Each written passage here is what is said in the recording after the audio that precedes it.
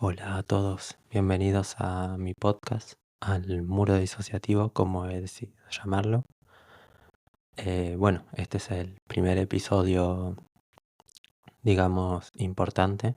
Había grabado algo anteriormente, pero simplemente era una breve presentación, descripción de lo que va el podcast, que quedará fijada, entre comillas, para las nuevas personas que se vayan incorporando. Em, al ser, perdón, que tenía un problemilla. Aquí estoy, aquí en España son las 9:30.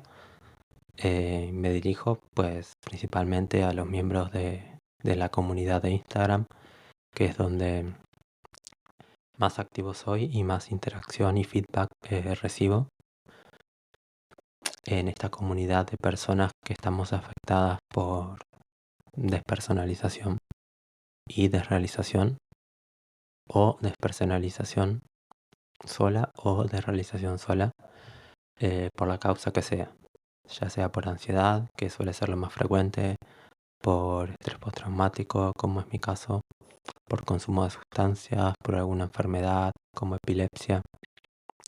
Al final, la idea pues es crear un espacio seguro, una comunidad sana en la que se pueda no solo hablar de la sintomatología, sino también aportar soluciones, eh, compartir experiencias, eh, todo aquello que pueda ayudar a crear una red de apoyo virtual, que considero que también es algo muy importante en todo proceso psicológico y vital realmente, porque algo intrínseco al ser humano es la necesidad de pertenecer a comunidades, así como, eh, por ejemplo, a mí me gusta mucho la escritura y pertenezco a algunas comunidades de lectores, o de ajedrez, porque a mí también me gusta mucho el ajedrez. Otras personas pues les gusta hacer senderismo y tienen sus grupos de personas con las que hacen senderismo, otras con el baile y acuden a una academia, otras personas puede ser de cualquier tipo de expresión, ¿no? También en entornos más oficiales, ¿no? Como puede ser un trabajo o un estudio. Yo estudio psicología, como algunos sabréis. Estoy en tercero, estoy estudiando en la Universidad de Málaga y pues evidentemente también eso es una comunidad a la que pertenezco. Y bueno, mi intención, como siempre digo, es que em, sea un lugar sano en el que compartir experiencias, en el que sentirse un poco más aliviado a través de la información que se comparte en cuanto a síntomas, divulgación científica, humor también, porque considero que el humor es importante, aunque sea una cuestión de salud. El humor también puede aportar y puede animarnos en momentos pues en los que nos sintamos eh, mal y pues nos saquen simplemente una sonrisa. Así que bueno, aquí me encuentro en mi habitación, eh, con una luz de estas de colores que ya he enseñado en algún live y que la verdad que me resulta pues bastante relajante dentro de lo que es la relajación en una persona que vive con estrés crónico. Pero me gusta observarla, me gusta observar cómo las distintas cosas de la habitación van cambiando de color conforme la luz lo hace. Y bueno, es una pequeña ayuda que me permite estar un poquito mejor, tener un momento de conexión, de tranquilidad. Y, y bueno, quería hacer este primer episodio un poco hablando de mí. La mayoría de los que escucháis este podcast seguramente vengáis de Instagram, y conoceréis algo de mí, pero también eh, mi intención es hacerlo circular por Facebook, porque hay grupos de despersonalización. Hay 3 grandes grupos de despersonalización en los que hay muchas personas que quizá no me conozcan tanto, aunque suelo publicar y compartir mi contenido por allí, pero bueno, eh, digamos, soy solo un integrante más. Y mi intención es que esas personas también puedan encontrar aquí a través del podcast, así como que también a través de Instagram, un lugar, un lugar seguro. Entonces, bueno, un poco a nivel de presentación para las personas que no me conozcan, soy Nicolás, nací en Argentina, aunque actualmente vivo en Málaga, España. Tengo 30 años, estoy cursando la carrera de psicología, voy por el tercer año, aquí son 4, por lo que ya me queda muy poco. Me queda un semestre y el siguiente año cuarto con las prácticas externas y el trabajo de fin de grado. Y mi meta, mi sueño es poder formarme como psicólogo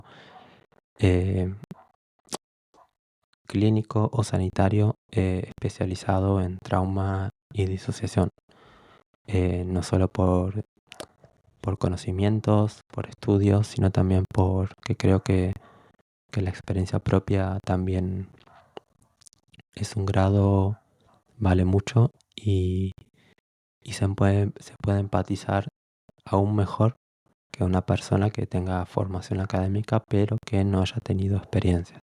Con todo respeto, ¿no? Porque al final la formación académica también es muy importante. Bueno, en mi caso, la raíz de esta despersonalización, desrealización de PDR y realidad, se le llama de muchas maneras. Yo suelo llamarla despersonalización solo. ¿Por qué? Primero porque el nombre es muy largo y despersonalización, desrealización, eh, me da fatiga decirlo. Y prefiero llamarlo solo despersonalización y explico por qué. Primero porque yo considero que realmente la despersonalización es la base. La desrealización, en mi opinión, es dependiente de la despersonalización, ya que la primera, la despersonalización, la DP, esto parece un trabalengua, hace referencia a uno, a los propios procesos, principalmente emocionales, pero también cognitivos y sensoriales. Y la desrealización hace referencia a lo mismo, pero en el mundo exterior. A ver, por ejemplo, a la típica visión borrosa que podemos experimentar cuando salimos a la calle. Pero esa visión borrosa nace de distorsiones, eh, de anestesia, que también es otra forma de llamar a este tipo de disociación, de una anestesia interior, en este caso en los sentidos, ya que la visión borrosa pues se provoca porque los sentidos también se anestesian y en el caso de la visión borrosa pues afecta a la vista, pero también puede afectar a la audición, escuchando los sonidos distorsionados de distintos modos, a veces más lejanos, otras veces más cercanos. Al gusto también, se le puede no sentir gusto, por ejemplo, a la comida, eh, al, al olfato también, aunque en este sentido creo que es el que menos afecta, por lo menos en mi experiencia, y también al tacto. Uno puede no sentir partes de su propio cuerpo, aunque sepa que es de uno. Y además lo llamo despersonalización porque anteriormente, creo recordar, no estoy del todo seguro, pero actualmente el DSM, en la versión 5, que para el que no sepa, es el manual diagnóstico y estadístico de los trastornos mentales, creado por la APA, la Asociación de Psiquiatría Estadounidense de Estados Unidos. Actualmente está por la versión 5 y este trastorno está dentro de los trastornos disociativos y se denomina trastorno de despersonalización de realización. Pero en el DSM-4, creo recordar que es aparte en el 4, se le denominaba trastorno solo de despersonalización, es decir, la nomenclatura era trastorno de despersonalización. Es a partir del 5 que se le añadió también desrealización. Así que por ese motivo yo me refiero, solo digo despersonalización, pero me refiero a ambos fenómenos, tanto la DP, la despersonalización, como la DR, desrealización. Como venía diciendo, en mi caso, pues esto es provocado por estrés postraumático complejo, que por cierto no viene recogido en el DSM, ya que este solo nombra estrés postraumático, pero también, y la mayoría de las personas que padecen esto, es por ansiedad patológica. Y cuando digo ansiedad patológica, me refiero tanto a trastorno de ansiedad generalizada, que es un trastorno, es algo que está tipificado, como ansiedad patológica que no llega a ser generalizada, no llega a cumplir los criterios diagnósticos de ansiedad generalizada, pero sea suficiente para provocar algún síntoma disociativo como la ADP o la DR. También puede ser por consumo de sustancias. La verdad es que sobre este último detonante psicológico no sé mucho, pero sí sé que se puede producir por consumo de sustancias. Ahora bien, la despersonalización se puede presentarse tanto en forma de síntomas como en forma de trastorno. Es decir, en algún momento puntual, por un pico de estrés, por un pico de ansiedad, uno puede despersonalizarse para poder soportar la situación y seguir adelante. Pero eso no implica que uno tenga desarrollado un trastorno de despersonalización. Para que eso ocurra, se tienen que cumplir una serie de criterios diagnósticos precisos, que son los que están recogidos en la CIE, que es la Clasificación Internacional de Enfermedades, elaborada por la OMS. Porque si bien el DCM es más prestigioso y se conoce más en cuanto a salud mental y proporciona más información como prevalencia, edad de inicio, factores asociados y otros datos muy interesantes que tengo en una publicación fijada en mi Instagram, pero a la hora de diagnosticar eh, en Europa y en España se utiliza la CIE. Actualmente creo que se está utilizando la CIE 9 en general, aunque ya la última versión que ha salido es la 11. Pero para diagnosticar en España creo que se utiliza la versión 9. Todavía va con un poco de retraso en relación a la última versión. Es decir, este espacio es para que todos aquellos que estén afectados por la despersonalización, ya sea que tengan diagnosticado el trastorno, que tengan sospechas de poder tener el trastorno, que tengan episodios persistentes o muy puntuales de despersonalización por el motivo que sea, estrés, ansiedad, consumo de sustancias, puedan tener una referencia de un paciente, porque es lo que soy, y siempre lo recalco en mis vídeos. Soy un paciente que lleva muchos años con esto y que tiene experiencia en la sintomatología porque llevo prácticamente toda mi vida con ella. Pero no soy profesional, no puedo pasar consulta, puedo dar consejos, puedo charlar con la gente de forma voluntaria y aportar mi experiencia, pero eso no sustituye la ayuda profesional. Siempre digo que la mejor forma de tratar esto es acudir a un profesional y apoyarse para ello en personas de confianza, ya sea familia, amistades, pareja, pero estamos hablando de una condición patológica. La despersonalización lo es y por lo tanto requiere de profesionales, así como si hablamos de una cuestión física, médica, pues acudimos a nuestro médico de cabecera, atención primaria, y pues lo tratamos desde la ciencia y desde los tratamientos científicos.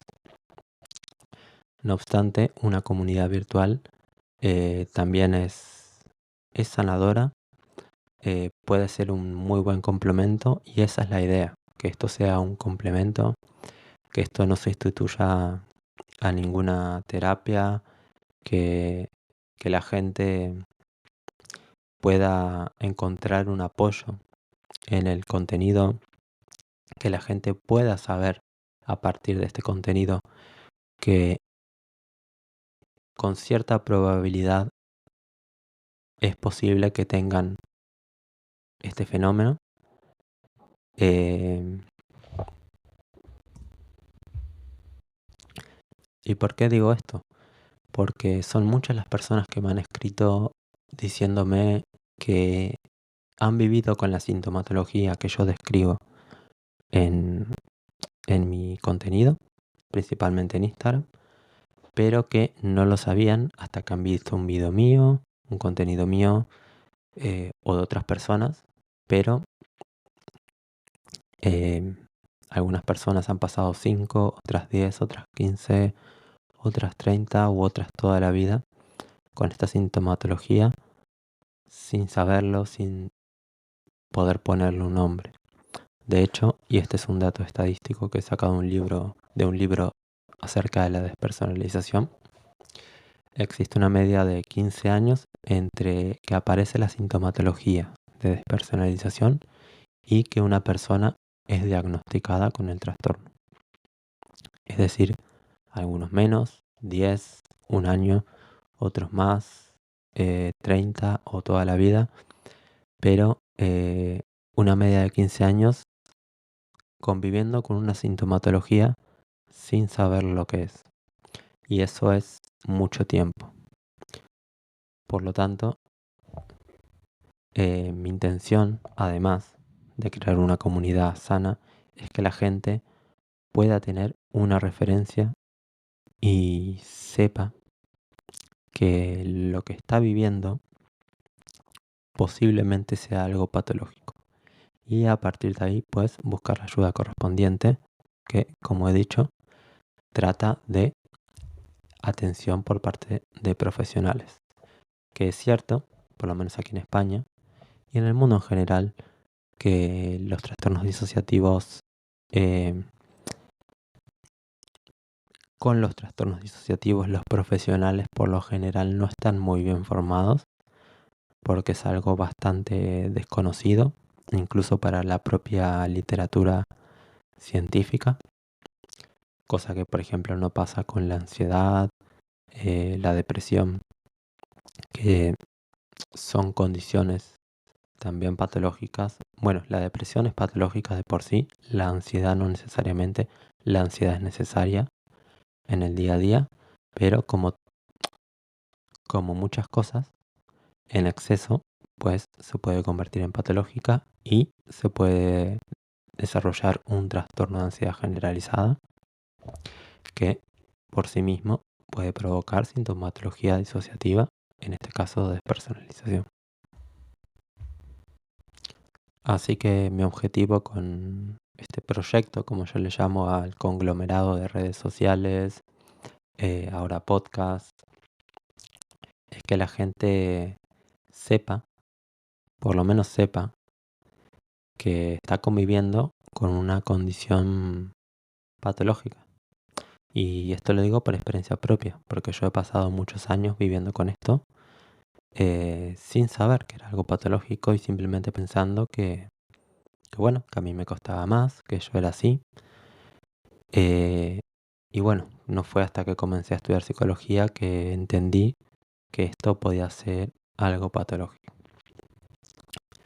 De hecho, bueno, en una de mis publicaciones fijadas, en las que hago una breve presentación mía, lo expreso de ese modo, que fue a partir de- del contacto con determinadas asignaturas de la carrera que descubrí primero que esto existía y que podía ser eh, l- las características barra síntomas con las que yo llevaba muchos años conviviendo. Y bueno, a partir de ahí, pues evidentemente es el primer paso, descubrir qué es lo que se tiene o lo que muy probablemente se tenga, y a partir de ahí, pues comenzar el trabajo terapéutico, con psicología, pero también con psiquiatría si es necesario. Yo particularmente tomo un antidepresivo y la verdad es que me ayuda mucho a sobrellevar los síntomas y poder ser una persona funcional. Es decir, poder desarrollarme en la sociedad, tanto académicamente, estudiando la carrera, trabajando con limitaciones y adaptaciones, pero trabajando, y llevar una vida social, es decir, poder salir y hacer actividades sociales, dar un paseo solo, poder salir a tomar un café con alguna amistad, poder participar en una comunidad o una actividad que me gusta, como por ejemplo un club de lectura. Y bueno, por eso, por eso siempre digo que es un recurso más, que hay que explorarlo y que puede ser bien para uno.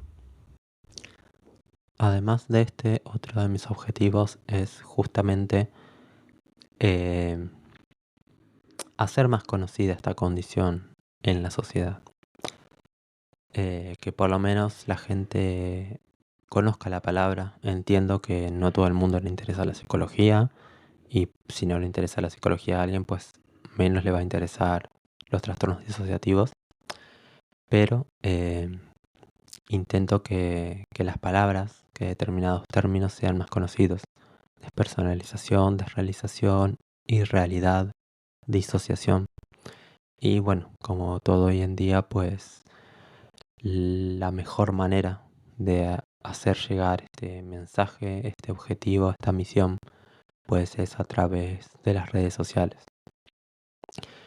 Y por eso, bueno, también hago reels en los que introduzco palabras clave para que las personas que estén haciendo scroll, eh, por lo menos puedan ver esa palabra.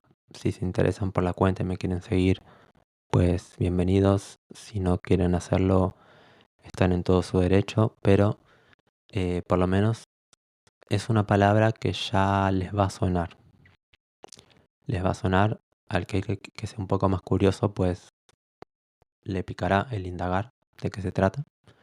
Aquel que no, pues seguirá haciendo scroll, pero por lo menos el término, la palabra ya le va a resultar familiar. Y eso para mí y para nosotros y para la sociedad en general es algo muy importante, porque los trastornos disociativos en general son bastante desconocidos e incomprendidos, y creo que especialmente el de despersonalización y desrealización, ya que, por ejemplo, podemos hablar también del TID, trastorno de identidad disociativo, antes llamado trastorno de personalidad múltiple, que es más conocido eh, principalmente por el cine, porque se ha utilizado para describir la personalidad de determinados protagonistas, eh, actores de películas, eh, estigmatizando y malinformando sobre la condición, porque se los suele presentar como personas peligrosas, agresivas, asesinos, pero bueno, ese es otro tema. Y además el TID es algo que a mí no me incumbe del todo, aunque también sea disociativo. Pero la DPDR, la despersonalización, es menos conocida, es una palabra menos conocida que disociación, y además afecta a muchas más personas de las que creemos. Eh, Incluso en el DSM, en el DSM-5 se, se expresa, se pone de manifiesto que la mitad de las personas alguna vez en su vida han sufrido un episodio de despersonalización. Es decir, que es algo que la gran mayoría de las personas puede tener una experiencia, pero desconocen el nombre y por lo tanto desconocen que eso puede ser potencialmente patológico. Y ahora me doy cuenta que antes he dicho que la despersonalización es patológica, pero eso no es del todo así. Porque en determinados momentos disociar, despersonalizar, puede ser adaptativo y eso es algo de lo que hablaremos más adelante. Así como la ansiedad, el estrés también son adaptativos, la depresión no lo es, la despersonalización también lo puede ser y no solo que puede ser adaptativa, sino que puede ser necesaria para rendir mejor, aunque esto parezca que no tiene sentido, pero sí lo tiene y pienso hablar de ello en otros episodios. Entonces, bueno, quería hacer una presentación más extendida. Como he dicho en el avance de este podcast, principalmente quiero contar mis experiencias por mí, por la comunidad de Instagram y por la gente que se vaya uniendo, porque creo que es necesario que haya una figura, un paciente que cuente sus experiencias en cuanto a vivir con una despersonalización crónica. Y cuando me refiero a crónica me refiero no que aparece de forma seguida, sino que está presente las 24 horas del día. A veces con más intensidad, a veces con menos intensidad, pero lo suficiente como para ser perturbante o perturbadora y pues limitar y reducir la calidad de vida del paciente, que en este caso soy yo. Así que principalmente quiero contar mis experiencias, que ya las cuento en mi Instagram a través de escritos, porque los que me conocéis sabéis que me gusta mucho la escritura, pero también quería hacerlo de este modo, con este formato, porque pienso que es un formato tranquilo, en calma, en el que uno puede ordenar sus ideas, poner stop, seguir. Es adecuado no solo para salud mental, los podcasts en salud mental suelen tener bastante éxito, sino para un trastorno como es el disociativo, ¿no? Que nos da muchas veces una imagen de frialdad, de calma, cuando realmente tiene similitud, pero no es exactamente lo mismo. Entonces, como decía, contar mis experiencias, experiencias pasadas más desarrolladas o experiencias actuales, es decir, mi día a día, mi semana a semana, mi mes a mes, mi proceso, cómo va evolucionando. Aprovecho para decir que actualmente me atiendo en la seguridad social y en privado con una psicóloga EMDR. Y también otro de mis objetivos con el podcast es profundizar en la divulgación científica, porque si bien esto es algo que como decía antes, en la literatura científica es menos estudiado y menos comprendido que otros fenómenos como la depresión o la ansiedad patológica, pero hay información. Hay información y, por ejemplo, como el test psicométrico, la CDS, la Cambridge Depersonalization Scale, que tengo fijada en una publicación en mi Instagram y que es la más prestigiosa, por lo que sé, en cuanto a despersonalización. Indagar un poco más sobre ella, sobre artículos científicos que hablen sobre la despersonalización, es decir, también profundizar en el contenido científico que hay y que como estudiante de psicología al que como estudiante de psicología tengo acceso.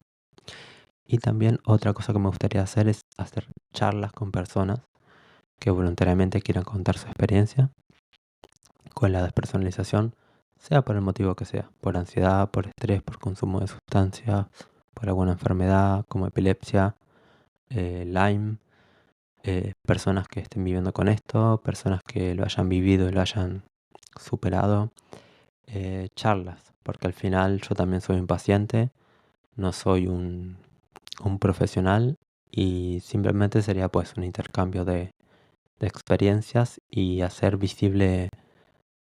más visible esta condición y precisar más en cómo se vive en la sintomatología y en todo lo que concierne a ella. Así que bueno, poco más.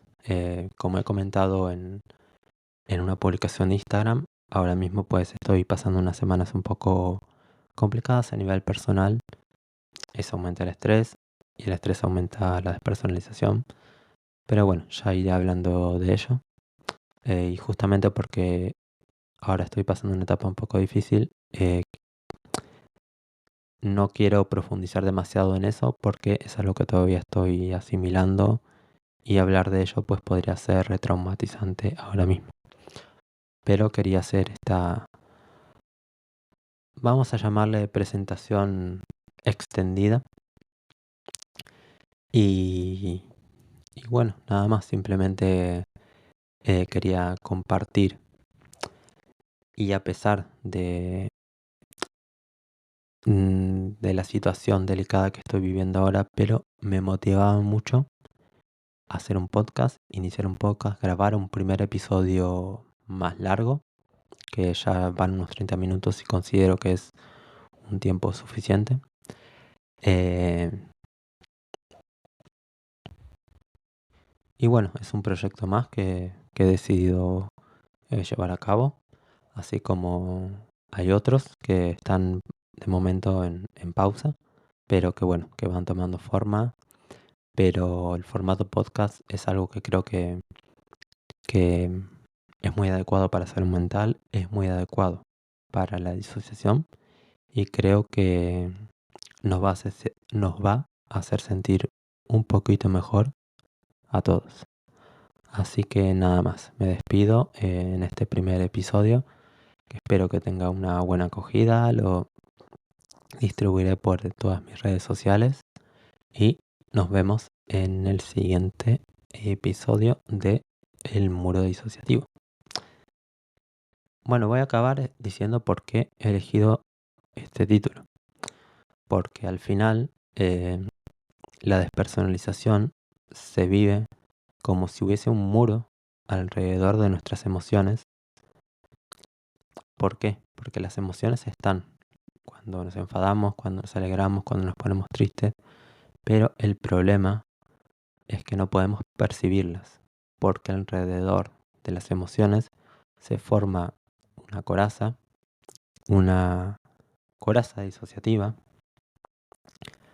Es una interpretación metafórica simplemente, no es nada científico, es mi interpretación personal y es un muro que nos separa de la realidad. Entonces, bueno, me ha parecido un nombre bastante poético que creo que puede describir bastante bien cómo se vive esta experiencia. Y, y bueno, yo siempre digo que a veces hay filtraciones de ese muro y las emociones salen por algún motivo, por el motivo que sea, pero en general tenemos ese muro que realmente tenemos todas las personas, ¿no? Pero en nuestro caso está mucho más acentuado y por eso tenemos tanta dificultad en percibir las emociones. Y aprovecho también para decir que todos tenemos emociones. Vivir sin emociones es imposible. Y esto lo digo porque hay mucha gente que me ha escrito, gente que, bueno, no tiene formación en psicología, e incluso dudando de si tenían emociones. Es que yo no tengo emociones, me han llegado a decir. Y bueno, simplemente quiero transmitir que emociones tenemos todos. El problema es que no podemos percibirlas o las percibimos de forma muy débil. Y la percepción pues no deja de ser un proceso cognitivo como la atención, la memoria, el lenguaje, el pensamiento. Un proceso cognitivo que falla en nosotros. No sé decir por qué, creo que ni la ciencia sabe decirlo, pero es una realidad. Y por eso el nombre de muro disociativo. Y me gusta también decir que poco a poco uno va picando en ese muro disociativo, lo va haciendo más pequeño, a veces se hace más grande también, pero es una forma poética, digamos, eh, de describirlo, que incluso se puede representar también en dibujos. Yo lo he expresado así también en dibujos con mis profesionales. Y bueno, nada más. Ahora sí me despido en este primer episodio del Muro Disociativo. Ya sabéis el porqué del nombre. Y pues hasta el próximo episodio. Un saludo.